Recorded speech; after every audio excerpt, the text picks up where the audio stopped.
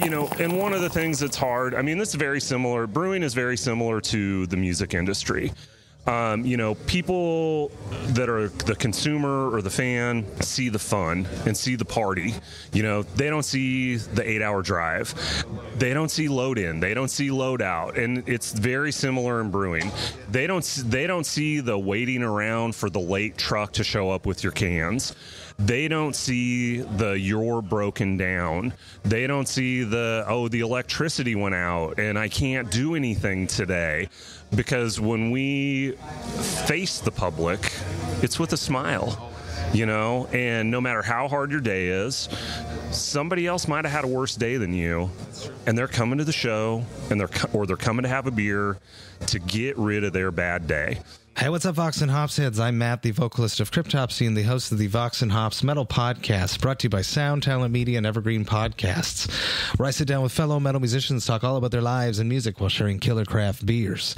Hope you had a killer week. I most certainly did. I had such a blast at the 5-year anniversary party that just took place this past Saturday at Montreal here in Montreal, one of my favorite craft beer bars. I had such a blast connecting with Snake and Away from Voivod. What an honor it was to have them be there for a live podcast recording. That episode will be coming up in the next week or two. Very stoked to get that together and to share it with all of you.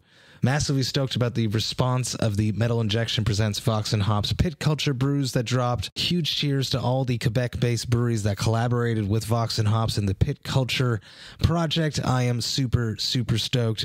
These brews will start distribution now, so if you are in the province of Quebec, you can go and hunt them out and gather all 5 of them to help celebrate the 5 years of Vox and Hops, enjoying 5 killer Pit Culture brews. Very, very stoked.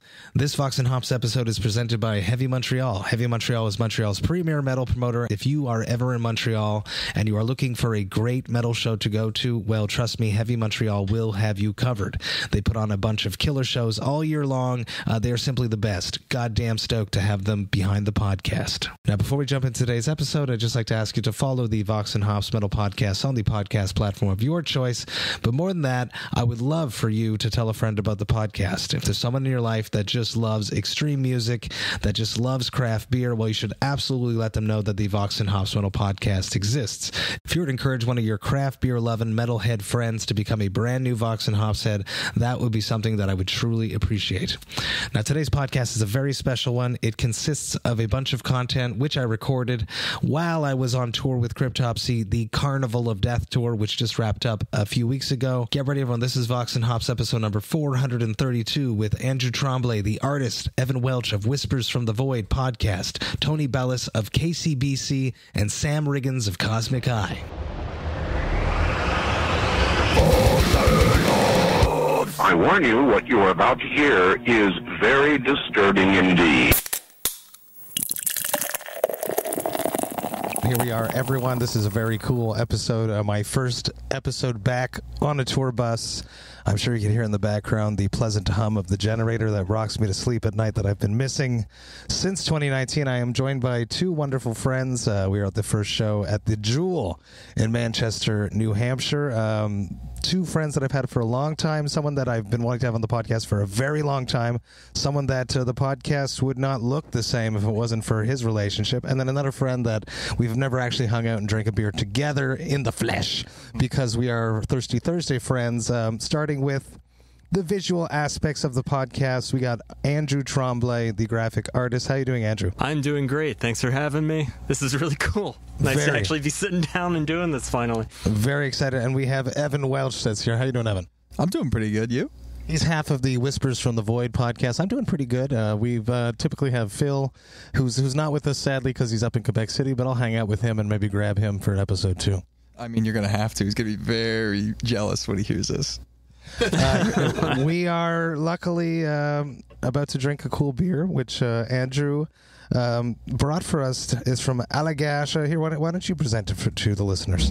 All right. Among some of the other beers, this is just the Allagash Haunted House. It is a hoppy dark ale, which notably has 6.66% alcohol, so it's fitting for the time of the year and the show that we're about to be experiencing tonight. Yeah, it's delicious, really well balanced, good body. I like how bitter it is with I like the malt and the bitterness of it. It's not like a sweet ale, and I think this balances out very nicely. I think I haven't had a lot of beers like it. Interesting. Well, I'm very excited. I'm going to crack it open, serve it up to the three of us. At that moment, what is your relationship with Allagash? Do you have any relationship, Evan Welch? Allagash White. Allagash White was, I would say, one of the first craft beers I had in my young adult life. Maybe a little sooner than 21, but I drank that a lot. It was a good camping beer. But as far as anything else from Allagash, I just haven't been that big of a fan. Really? Yeah. What else have you had? To be honest with you, I couldn't really tell you. I always I've been to the brewery a bunch. Oh, really? Yeah, been to the brewery a bunch. Is it the Belgian ale style that you're not? Yeah, I'm really not in like the realm of like lights. Like I like dark, this is very heavy. different then. Yeah. Amazing. Let's do a little cheers. No one's going to hear anything because I did not bring proper glassware, sadly, so we'll pretend. Clink. Just very stoked to be hanging out with you guys, tasting this very special beer that we hypothetically might like. I'm enjoying. Hypothetically? I know I like it, so it's fun. That's delicious. That's got a lot of bitters to it, huh? Hoppy dark ale. I love it. Right? Seriously, it's the maltiness of it. It's like you get like the rich kind of like chocolatey, cocoa-y notes, but it's not a sweet beer. And it's also super, an easy drinkability. It's really nice. I'm stoked about it. It is very crushable. The maltiness comes through beautifully. Hoppy bite, which is always enjoyable in a dark beer.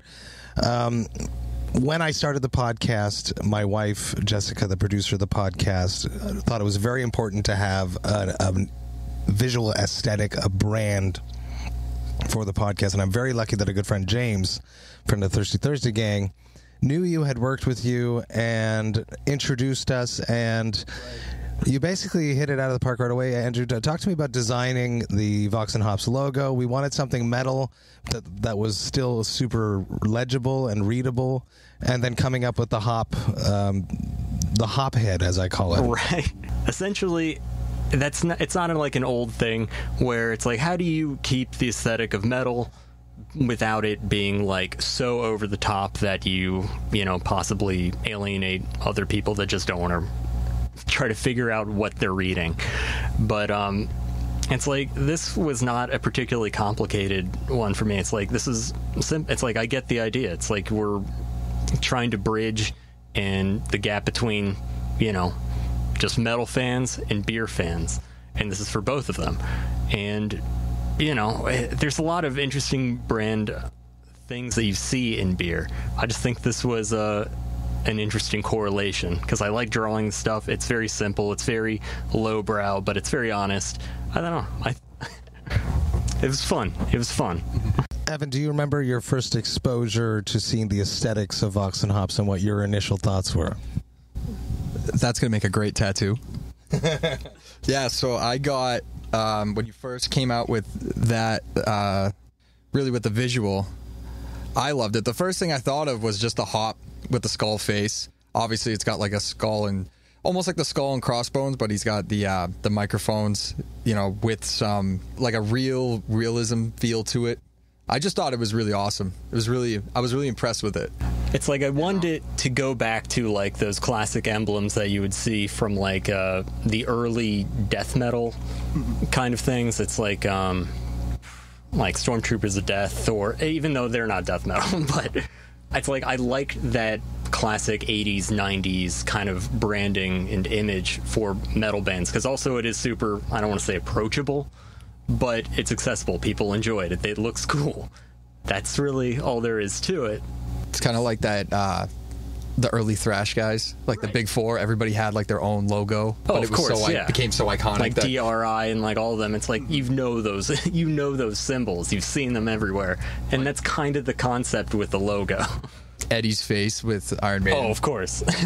It is. I'm very grateful that Jessica pushed me to invest in creating assets that I've used time and time again, but in different fashions. And there's a few key things that you've done over the course of the podcast, such as the hop vines, which we see underneath. Are basically, you made a long sleeve so design. Cool that you actually got them. They actually turned out really well. That's you had really made a good long print sleeve job. design for the 1-year anniversary, where you also expanded upon the creation of the Hop Demon. The Hop Robot guy. The yes, Hop that's Robot right. guy. I remember that. Where I was like, Iron Giant, and you were like, I love that movie growing up. It's a And I was great like, movie. Perfect. So you understand all the time. So just key elements that I've used and reused and repurposed for so many things, and having the importance of having a brand identity. I'm happy that Jessica pushed me early on to do that, because I would have just hypothetically just done something much more simple. Well, I appreciate the consideration and the hookup. That's really cool. When you're not designing logos and designing hop demons for Vox and Hops, what do you typically work on? Give people a little bit of a background, a picture as to what Andrew Tremblay does day to day. Well, I design logos and demons for a lot of other bands. That's pretty much it. It's like, no, I'm very fortunate. I worked with a lot of great bands. It's like designing logos, doing artwork and stuff, including, it's like Imperial Triumphant was for the longest time my longest running client there for a very long time. I did their logo, their first one or second generation, as well as the new one that they're still using now. It's like I've worked with artists like Ghost. I've done logos and t-shirts for him. Yeah. See, that's cool. That's much cooler than Cryptopsy and Matt. I don't know. I was always wondering. It's sort of like, what does he ask me to do a Cryptopsy thing? We just haven't gotten there. We have more beer friends coming to say hi to us. Lucas is here. In case people aren't aware, I opened up a doorway for Vox and Hops heads to bring me some craft beer, local craft beer, to in exchange for guest lists. And it's a good trade. It worked out it's really well. It's a really good trade. I'm enjoying myself. What beers did you bring, Evan? Because you're quite a proficient hophead yourself. I ended up picking from a brewery that I love, Imperial Brewing Company. They are also sole purpose. We're going to keep hanging out. I'm doing a multiple person episode that I'm going to craft somehow after this tour has ended, because I got to play a show with it a little bit, but we're going to hang out a little bit. I'm going to get ready to play, and a pleasure just having you on the podcast, both of you. Dude, likewise. Thanks for having us. Massive cheers. Here I am with Tony Bellis at KCBC.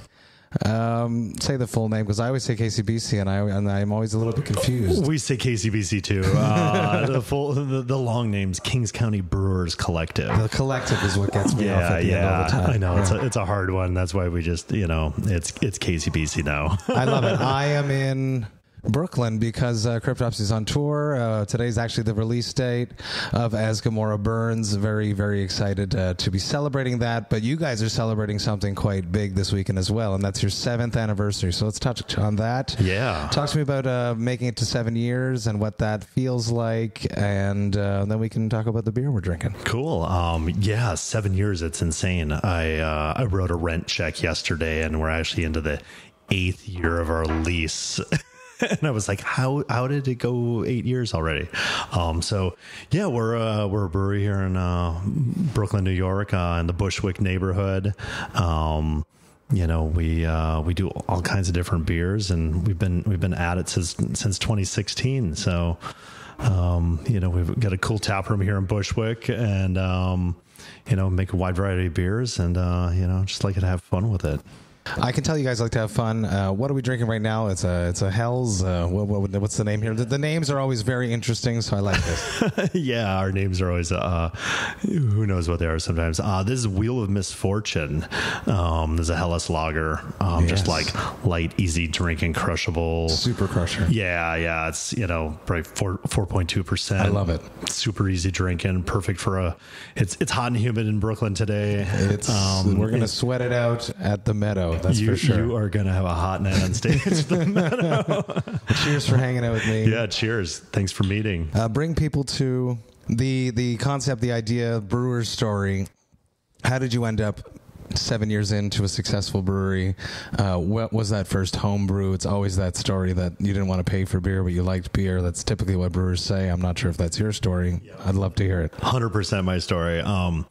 Yeah, I've just always kind of been into beverages and food, and I worked in the coffee world for a long time, okay, very cool. For over a decade, and started home brewing while I was living in California, and moved back to Brooklyn in like 2010.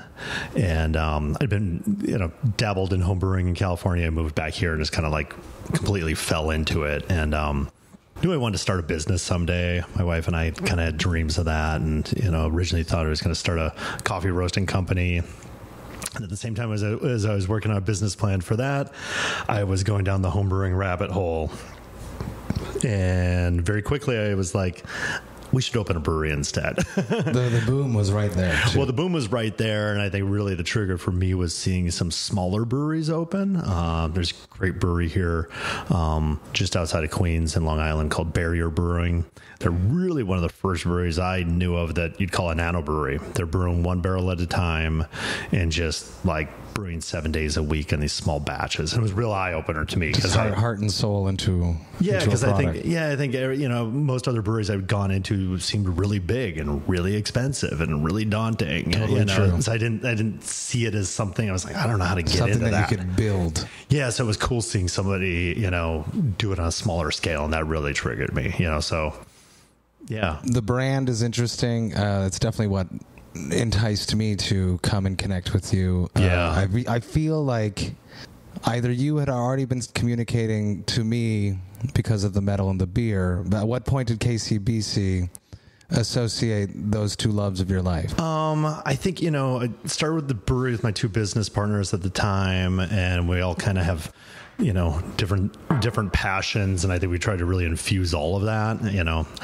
I've been a metalhead since I was 9. Since I got that first Motley Crue record. And, so I always thought it'd be fun to do something with that, and I saw breweries like Three Floyds and True that were kind of, putting that into their ethos of how they did it. But there was 3 of us as business partners, so we all kind of had like different artistic things that we liked. And so we've just kind of like incorporated it in as like a piece of what we do. So you brought the metal. What would be the other interests that fell into the ethos? Comics and film. Which falls into the can art. Yep, exactly. So, my, the one business partner had a friend who was a illustrator and cartoonist, and his name's Earl Holloway.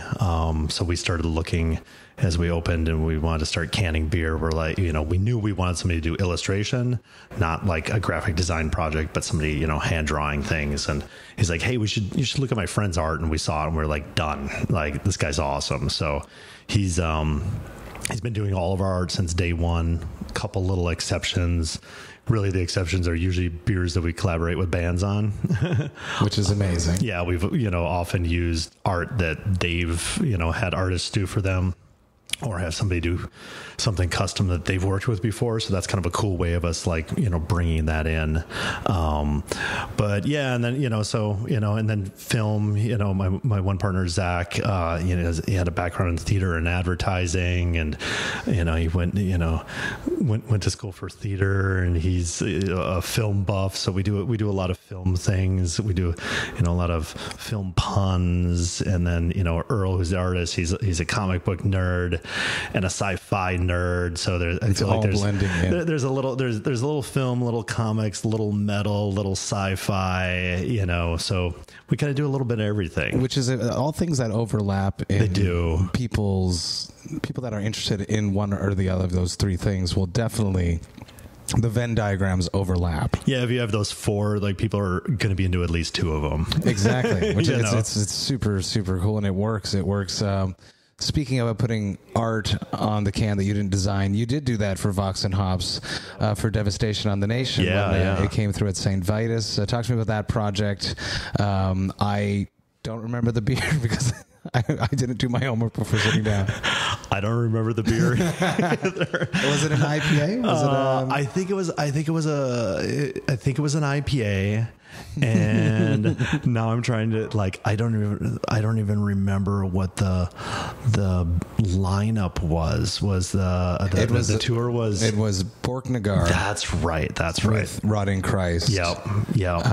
And other bands. I've said it countless times on the podcast, but I know, and I actually remember the night. Vale of Nath, Abigail Williams, and Storm Ruler. I feel that's it. That's right. It was a really hot show at Vitus. I remember that. Yes. I remember Rotting Christ being on stage and just dripping like the wettest hair ever. And that's good for headbanging, actually. Yeah, it is. So collabs with bands. Talk to me about making collabs with bands. It represents your part of the ethos, but what bands have you worked with, and what dream band would you like to work with? That's a good one. Done some collab beers. Did one with Gate Creeper, Behemoth, Revocation.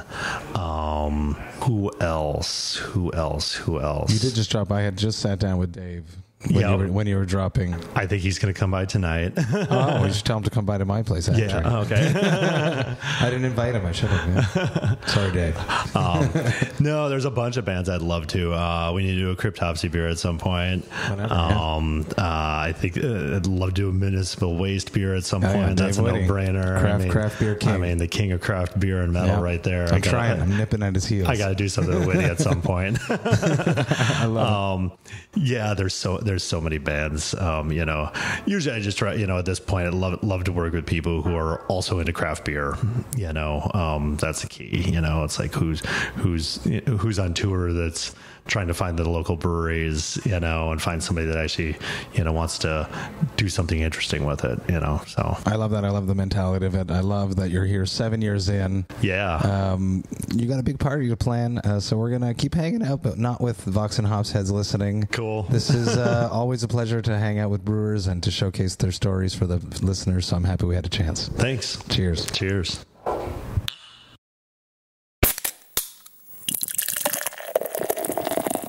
What's up, everyone? Here we are in Nebraska.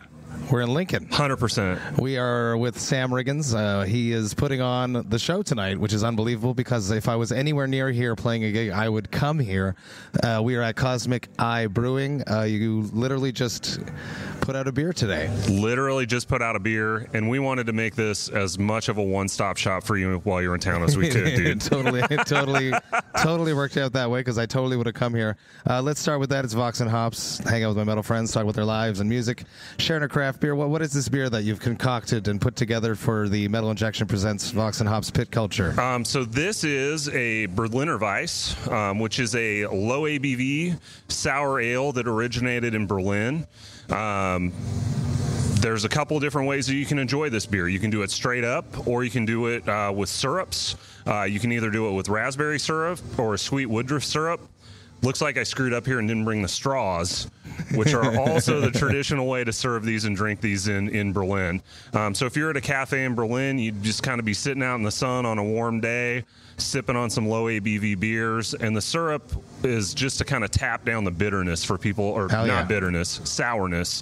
Tart. Yeah, they're tart, they're sour, and that syrup just kind of helps bring that tart down, so it's a little more refreshing. So, yeah. Cool. Go get some straws, and we'll do it the right way. Let's go get some straws. Editing is wonderful. He's standing up. He's laughing. He's walking towards the bar. This is a cool place if you've ever been here. I've never been here. The vibe is really cool. Long wooden tables that were cut from a tree that was on Sam's property. The woodmanship of the tree is quite sick. It's very nice. He's got some straws. He's got a knife. He's cutting. Switchblade. He's got a switchblade. He didn't cut his fingers. He cut the straw, which is good. All right, now that we're proper. Okay, so which one's which? This one's the raspberry. Yeah, the raspberry's a little bit pink, and the sweet Woodruff syrup's just tints it's just a little bit green. Cool. Let's start with... I like the Woodruff a little bit better than the raspberry. Okay, let's try that. Cheers. Cheers, my man. Oh, no, yeah, because I had it before. Just straight up, and the sweetness just kicks in there. It's really interesting. And the Woodruff is just an interesting flavor because it's like... It's a familiar herbaceousness, but it's also like you can't really put your finger on it because of the sweetness. Like it's familiar and very different, kind of all at the same time to me. Very, very cool. Take another sip. And I think we'd be remiss if we didn't shout out the name of this beer, which is... You are correct, yeah. Stage Diving Grandma. So this is in honor of our good friend Dave Whitty's mom last year. She was 74 years old and did her very first stage dive. At a municipal waste show. At a municipal waste show. And, I figured if we're doing beer names about pit culture, that it's one of the coolest things that I've seen in the last couple years. And I know this guy likes shown on Metal Injection a million times, so it's pretty cool to kind of tie it all in. So I love it. And you wrote Dave and asked his permission. Yeah, I hit the minute that you sent me this is the first thing that came to my mind, and I immediately hit Dave up, and he was like, dude, do it. So Sally, thanks for doing your part for heavy metal and beer culture. And inspiring us. And inspiring a lot of this. So cheers to you guys. We love the Whitties. I love it. What about the hops that went into this? You remember Yakima Chief Hop hooks you up with a bunch of hops? Do you remember what hops went into this? I didn't use any Yakima Chief hops in this. Oh, shit. Because I only used about 8 ounces of hops. Okay. So I had talked to those guys. We had actually run into them when we were out at Decibel Metal and Beer in Philly this last spring. Time's weird. I don't know anymore. And we had talked to them about doing some different things, and they were like, well, it sounds like you don't need any hops at all for this. And I was like, no, I'm probably just going to throw something I have in just to get a little bit of bitterness. So we used a hop out of Michigan called Emerald Spire, but it's such a small volume, and really the tartness and sourness of this kind of takes over. So really the hop presence is really isn't even supposed to be noticed in this beer. So interesting. Well, shout out to Yakima Chief Hops for hooking us all up and just realizing that you don't even need us. We use we use a ton of Yakima Chief cryo hops and all kinds of other beers that we use. I love their cryo hops. American Noble hops. We use a lot of those, so we just didn't use them in this beer. That's okay. That's okay. Talk to me about Cosmic Eye. What's going on here? How many years has this been running? The vibe here is very, very chill, laid back, cool factor. And you're like, this is basically how I decorate my house, too. You said that to me when you showed me around before. So what's the story here? So sitting here today, 5 years ago today, would have been the second day of our soft opening. Really? So we did 2 days of soft openings for our industry friends and just friends and family. And then we opened our doors for business on October 1st of 2018. Oh, shit. So there's an anniversary coming up. It's our anniversary. So, yeah. We cheat and do our anniversary party early so we don't have to fight Husker football for Saturdays in our anniversary party. There you go. So we have our fake anniversary in August, and then we have our real anniversary right now. That's and what better way than with the Carnival of Death tour coming through? Yeah. You have just recently started putting on shows here with Cosmic Eye Live. Yeah. So, we've differentiated the venue space from the brewery space. A lot of that is really, we're using this as an all-ages space, which might sound weird for a brewery. Man, kids need to go to shows. If we don't have kids going to shows, nobody's going to shows when they're 23 years old. So I wanted this to be a space, and we are a community space for everybody. So we're doing all ages shows here, and because of that, Facebook ads, Instagram ads, you can't advertise alcohol to people under 21. So we're differentiating the venue space a lot, primarily for social media ad purposes, but also not all of our customers are huge metalheads, and bashing everybody's head down all the time with some of these shows. We really just wanted to be able to kind of keep branding and advertising the brewery as it is, and start kind of a separate stream and separate idea for the venue. So, was it always a part of the concept 5 years ago when you opened to have a show space? Yeah. So we originally weren't going to take as much space as we were planning on here. And in the back burner was always like, we could do a venue here. You know, we have so many friends in the industry, you know, and one of the things we always heard, I'd be like, why don't you guys play here? And they'd say, well, there's only a couple venues that we can play at. There's always holds. We can't get in. It's hard to book shows. It's hard to get a show here. And so it's always been in the back of my mind, you know, okay, like what do we do to change that? And so when we had all this extra space, we've got room for about 200 people in the back. So it's a great sized room for heavy shows in this part of the country. And it's just always been on the back burner. We originally were going to start doing this right before COVID hit. And then I didn't spend the money on our gear. And then I ended up having to spend all that money just to stay open. Yeah. And so it's really been in pandemic kind of recovery time that we got enough money put together. I got a great deal on a really loud, rad PA. And then once we saw that happening, once we saw that we can afford this, we were like, let's just do it. Hell yes. And so, yeah, we've done shows off and on for like anniversary parties. We've done some one-off shows here and there where we've rented PAs and lights, but it's so expensive. You know, you do a show, you rent a PA, you rent the lights, it's, you know, $1,500, and all of a sudden, plus the guarantee, plus paying bands, plus paying an engineer, plus paying our staff, and really we were just taking a bath every time we were doing shows. So we were always doing shows with either good friends locally that we knew we could get good draws from, or with just people that we knew and like really were friends with and respected a lot. But we take a hit every time we do it. Oh shit. Yeah. Okay. So now you've invested. Yeah. And I mean, there's a lot of this for me that I'm a fan first and a business person on it second, you know, which, you know, might not be the best vibe all the time, but you know, I'm doing this because I love it. I love music, but I love heavy music the most, and we just want to fly the flag for that here in Nebraska. I love it. We want to be the destination for heavy music in Nebraska. Well, you're making a good step towards that. I've joked with people that I tell people we want to be the St. Vitus of the Great Plains. So I love that. That's our goal here. And we see routing all the time, and you know, everybody's going from Twin Cities to Denver, Chicago to Denver, vice versa. And especially with people that have drivers, you know, you got to stop here. You know, you got to stop. You got to spend the night. So, you know, now you've got a place to stop halfway, play a show. You know, we're not going to draw what Chicago does. We're not going to draw what Minneapolis draws. Everybody knows this, but you got to show.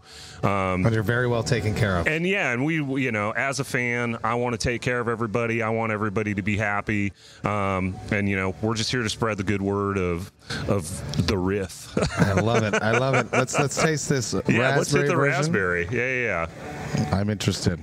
Now, for myself, raspberry is like the perfect adjunct. Yeah, sometimes raspberry for me, while I don't dislike it, sometimes raspberry for me gets that little bit of like medicinal cough syrup. Okay. And it's always a fine line for me. We just put out a raspberry wheat beer this year. Oh my God. It's like it's 1996. It's a 1996 brew pub. So we put out this raspberry wheat this year. And one of the things I really struggled with on the first batch was having kind of that medicinal taste to it. But we've kind of changed how we've used the products that we're using, and really kind of found a sweet spot for it. So I'm not getting that at all with this syrup in this beer. No. But that's always for me. I have a really weird sensitive palate to certain things, and that's always a thing that just jumps out to me. So I'm always scared to use raspberry, but I'm glad it works. Talk about your beer concept. I've been visiting a lot of breweries throughout this tour. Yeah. And there's definitely an identity throughout the beer, too. So talk to me about your brewer's mindset. Yeah. And what beers you brew and why you brew them and what is the concept. Yeah. So I think the thing that's important for me here, with so many new breweries, with so much hype beer in the market, the chasing, and you know, people are always chasing these new things. And I'm all for experimentation. I'm all for people doing their thing, right? So sometimes when I talk about this, I think I come off like you suck. Man yells at cloud. Right, yeah. right. So, there's 9,500 operating breweries in the United States now. God damn. And I always say, if we were all doing the same thing, wouldn't it be boring, right? Yes. So, I love seeing what other people are doing. I might not want to drink it. I might not care about it. I'm stoked you're happy. I'm stoked the people you're selling it to are happy. It's all good. But for me, I'm flying the flag for classic styles. But I'm also not just doing them straight up, I want you to recognize something as what it should be, but we might be using a new different hop, or we might be like trying different techniques. So I'm not really like going out and I'm not just grabbing brewing classic styles and trying to clone recipes, Pilsner Urquell's amazing. I don't need to remake that, right? They nailed it. They killed it for hundreds of years, right? So I'm not trying to necessarily recreate anything. It's like I just read an article the other day about the 50 worst ideas in movie history. And one of them was about Gus Van Sant. Is that the director's name? That's definitely a director's name. Yeah. So he redid Alfred Hitchcock's Psycho shot for shot in like 1998 or something like that. And like, to me, and I went and watched it, and it was the weirdest thing you've ever seen, right? You're like, I've seen this movie, literally. With different actors. Vince Vaughn was in it. So yeah. And I think Anne Hesh. Yeah, anyway. 100% right. So like, to me, going and trying to like recreate exactly something is very much like that to me. It's already been done. They killed it. There's no way that my dumb ass is going to do a better job at it, It's been 100 years of perfection. Right.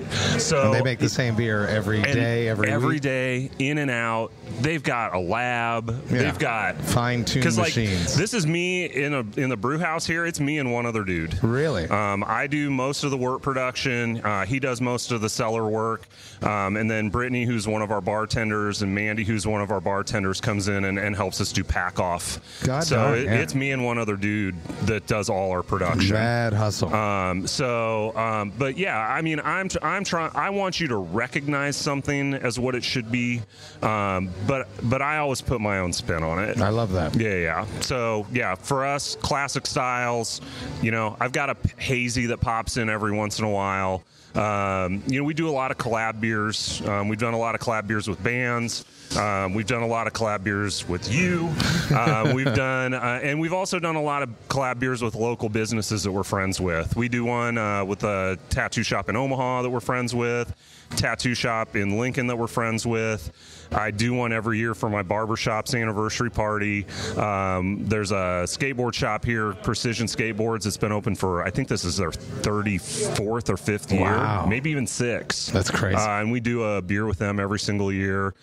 So we're always trying to bring people in, do community things like that. Talk to me about you mentioned community twice. Now talk to me about the importance of building a community. Yeah, right. Yeah, I think a lot of it just comes from the way I was raised. I mean, I was raised in a small town.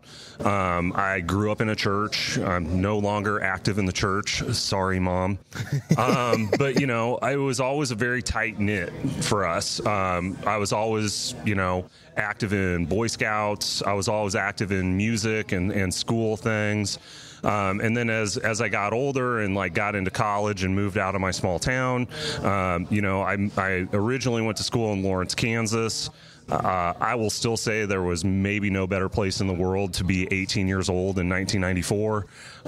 It was just shows, and really just learning how to be part of a scene. Yeah. And that stuff's always just stuck with me, and I will always say that what we can do together is always better than what we can do apart.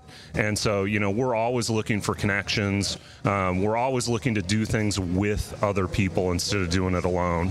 And especially now in the social media age, one of the very cool things is when you're doing these collaborations is you bring your people and I'm bringing my people, and we've got this cross stream exactly of people that might not know, and it was free.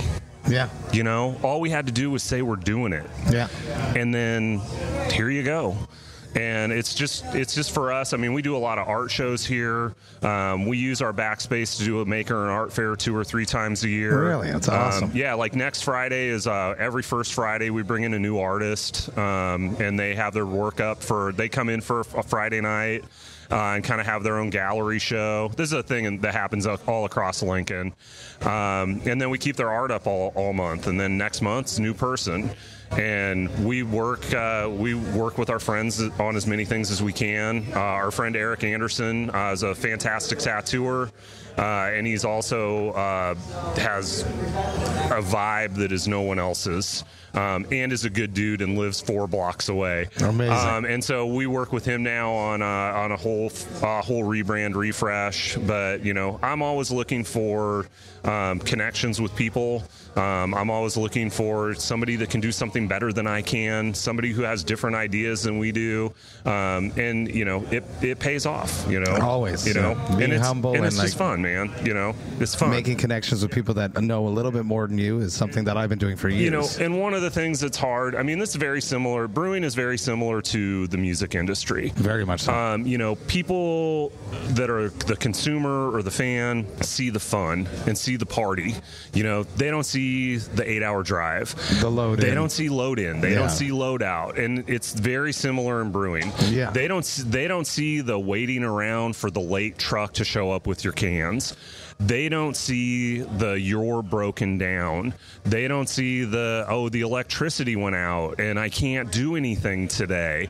Because when we face the public, it's with a smile. Always. You know, and no matter how hard your day is, somebody else might have had a worse day than you. That's true. And they're coming to the show, and they're coming to have a beer to get rid of their bad day. They need an experience. Yeah, right? And so, you know, I think, you know, we're here to make people happy, and it's even on my worst day, even during COVID, you know, even when it's hard, you know, it's easy to find joy in it, even on a bad day. So, you know, yeah. I love that.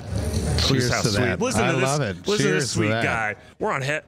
We're on Heavy Metal Podcast talking about sweet, nice things. We're going to have a good night. We're going to keep hanging out here, but not with anyone listening. Sam, this is a true pleasure. I can't wait to get up on that stage and perform in your venue. Dude. It's so goddamn cool. My man, I'm so glad you're here for this. And Cheers. I've been looking forward to this since we got the whole date. Hell yes. Cheers, my man. Hey, thank you all so much for listening right to the end. You know that I love and appreciate that. Man, this was an awesome episode to put together, albeit I must admit that I feel like I did not record enough content throughout this tour. It's something that I regret. I had intended to record a bunch of content with so many people throughout the tour, and it just didn't happen.